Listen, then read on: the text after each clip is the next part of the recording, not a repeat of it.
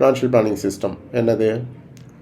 Financial responsibility தானே நம்ம எழுதணும். அதெல்லாம் எஜுகேஷனு, மேரேஜு, ரிட்டையர்மெண்ட்டு இதெல்லாம் தான் ரெஸ்பான்சிபிலிட்டிஸ். ட்ரீம்ஸ் என்ன? கார், பங்களா, சேரிட்டி.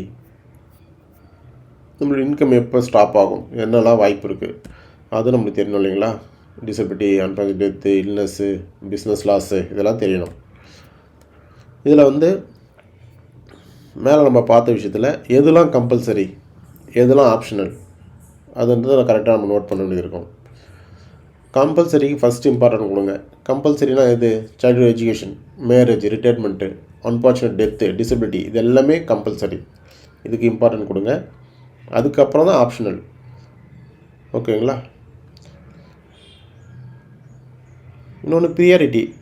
இப்போ எதுக்கு ஃபஸ்ட்டு ப்ரியாரிட்டி கொடுக்கணும்? சைல்டுஹுட் எஜுகேஷனுக்கா, மேரேஜுக்கா, ரிட்டையர்மெண்ட்டுக்கா?